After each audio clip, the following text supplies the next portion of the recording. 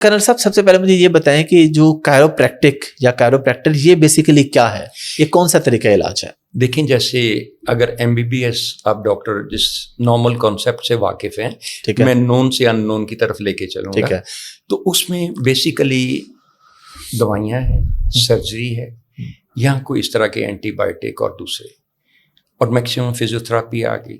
اگر آپ even net پہ لکھیں گے نروس سسٹم کے حصے, parts of the nervous system, تو اس میں صرف 3 ملیں گے. ٹھیک ہے, پارٹس, اور دوز آر ہیڈ, باس ہے پوری باڈی کا, جہاں سے تمام تر چیزیں اوریجنیٹ ہوتی ہیں, اس میں محسوسات بھی اس میں ہیں, ہر ایک چیز اس میں ہے. اس کو اسسٹ کرتی ہے 5 حصوں کے لیے, یہ 5 حصے ٹچ, ٹیسٹ, اسمیلس, دیکھنا, سننا, سارا کچھ. ہماری اسپائنل کارڈ جس میں نیورونز کے راستے دماغ آرڈر پاس کرتا ہے, اور 5 حصے یہاں سے اوریجنیٹ کرتی ہیں. ٹھیک ہے. اور 3rd ہے اسپائنل نروز.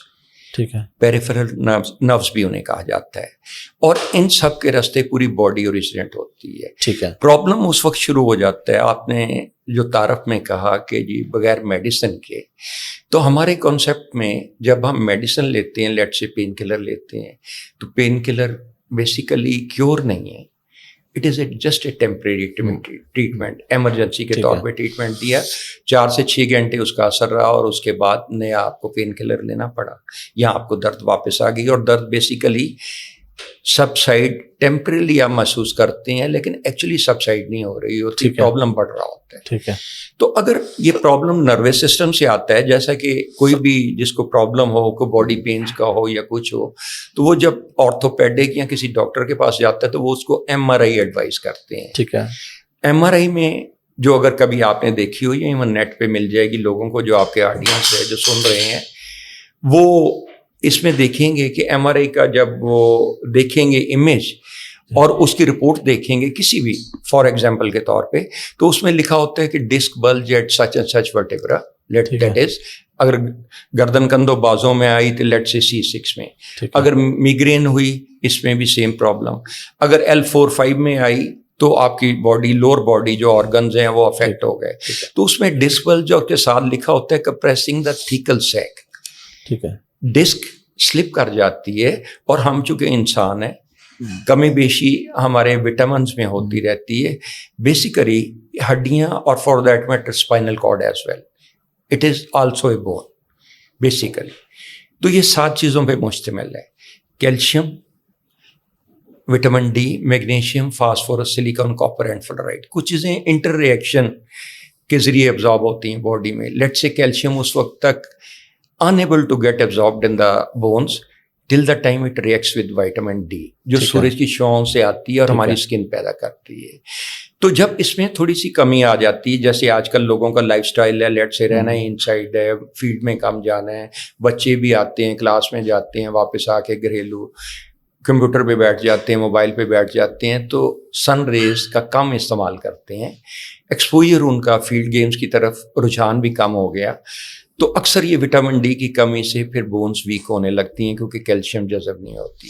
جب بونز ویک ہوتی ہیں تو نروس کی سٹریس سے پھر اکثر, جیسے میں نے MRI کا مثال دیا کہ ڈسک بلج ہو جاتی ہے, جب ڈسک بلج ہوگی, پرٹوژن ہوگی, سلپ ہو جائے گی, تو نرو کمپریشن میں چلی جاتی ہے, جس سے وہ باڈی کا پرٹیکولر حصہ, لیٹ سے لیگس, لیٹ سے بازو, لیٹ سے ہیڈ, وہ افیکٹ کر جاتا ہے, اور اس کو پوری طرح آپ کو کام نہیں کرتا.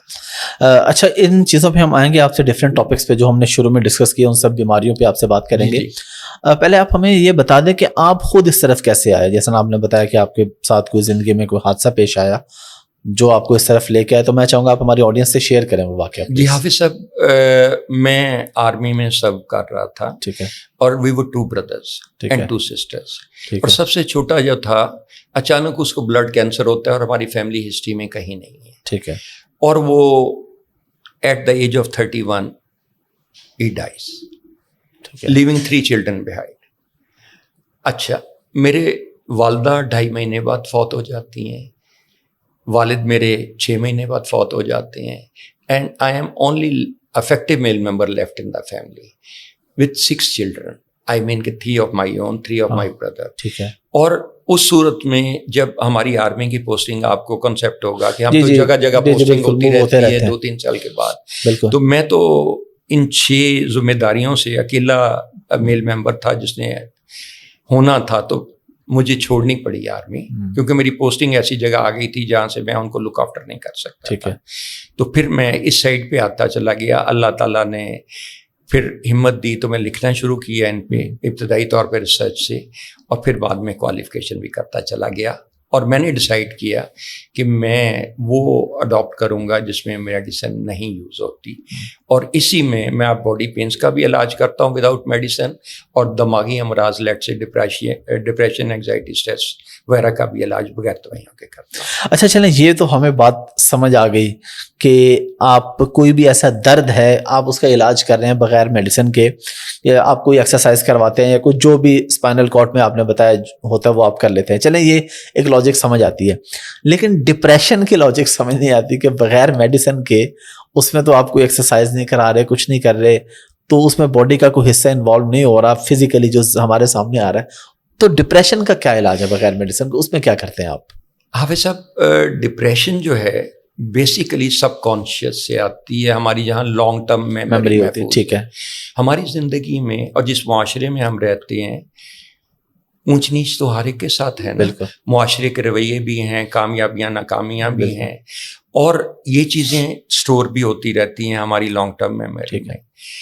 اندازے کے مطابق، ایک ریسرچ کے مطابق 12,000 سے 72,000 تک خیالات آتا ہے 24 گھنٹے میں ہر انسان کو۔ ٹھیک ہے، ان میں سے 90% کا تعلق ماضی سے ہوتا ہے۔ ٹھیک ہے، اور یہ اوریجنیٹ ادھر سے ہو رہے ہوتے ہیں جو ہمارے سب کانشیس میں چیزیں محفوظ ہیں، کامیابیاں ناکامیاں۔ اگر پازیٹیو خیالات پہ آپ ڈیولپ کریں تو اچھے ہارمونز پیدا ہوں گے، اور ایسے حساس لوگ جو انہی نیگیٹو چیزوں پہ ڈویل کرتے رہیں کہ میرے ساتھ ہی ایسا کیوں ہوا، مجھے ناکامیاں کیوں ہوتی ہیں، میں ہی ہر جگہ ناکام کیوں ہوتی ہوں، میں ہی امتحان میں فیل کیوں ہو جاتی ہوں، باقی دوسرے لوگ پاس ہو جاتے ہیں، میرے ساتھ ہی ہر کوئی برا کیوں کرتا ہے، ایسے حساس لوگ جب ان خیالات میں چلے جاتے ہیں تو ڈپریشن پیدا ہوتی ہے۔ ٹھیک ہے، اور دماغ کا جو موڈ ہے وہ ہمارے ہارمونز کا ڈٹرمن کرتا ہے۔ لیٹ سے کہ ہم برے موڈ میں ہوں تو ایسے برے ہارمونز، بیڈ ہارمونز، کورٹیزول ٹائپ پیدا ہوتے ہیں، اور جب اچھا موڈ ہو، لیٹ سے آپ پازیٹیو تھنکنگ میں چلے جا رہے ہیں، کامیابیوں کا سوچ رہے ہیں، تفریحی مقامات پر دوستوں کے ساتھ سوچ رہے ہیں، تو اس صورت میں اچھے ہارمونز پیدا ہوتے ہیں، سیروٹونین، اینڈورفنس، اور اس طرح کے ہارمونز جو آپ کی باڈی کو بھی فائدہ دیتے ہیں۔ اور دوسری میں گزارش ڈپریشن میں یہ کروں گا کہ آج کل جس طرح کے حالات ہیں فائنینشلی اور سرکمسٹانسز ہمارے ملک میں، تو ہر دوسرا آدمی ڈپریشن کا شکار ہو رہا ہے۔ جب یہ سوچوں میں کوئی بھی انسان چلا جائے گا کہ یہ کیا حالات ہیں، میں کیا کروں گا، کیا مستقبل ہوگا، تو انگزائٹی اور ڈپریشن تو آئیں گے۔ ٹھیک ہے، تو اس کا علاج کیا ہوتا ہے؟ جی علاج دیکھیں، میں اس کی وضاحت اس طرح کروں گا کہ جب سب چیزیں ہمارے سب کانشیس میں محفوظ ہیں، لانگ ٹرم میموری میں محفوظ ہیں، جب تک ادھر سے ڈیلیٹ نہیں کریں گے، آپ جتنی مرضی دوائیاں کھاتے رہیں، جتنی مرضی آپ کسی کی مشورے لیتے رہیں، سائیکاٹسٹ کے یا کسی کے، لیکن وہ خیالات آتے رہتے ہیں۔ ہم NLP سے اور ہپناٹزم سے ان خیالات کو، اس امیج کو جو دماغ میں ہے، ان کو ڈیلیٹ کرتے ہیں۔ میں اس کی مثال ایسے دینا چاہوں گا، ہم بیٹھے ہوئے ایک دوسرے کو دیکھ رہے ہیں تو یہاں سے آنکھوں سے لینس کے راستے وہ دماغ کے اس حصے میں گئے، وہاں سے نیورونز نے دماغ کے نیورونز کو پاس کیا، جہاں سے لانگ ٹرم میموری میں چلے گئے، اور وہ امیج بلڈ ہو گیا۔ جیسے کہ ہم ایک دوسرے کو دیکھتے ہیں، یہ ٹچ، ٹیسٹ، اسمیل کی مدد سے، 5 حصوں کی مدد سے ہر ایک کا ذائقہ بھی آپ کے میموری میں ہے۔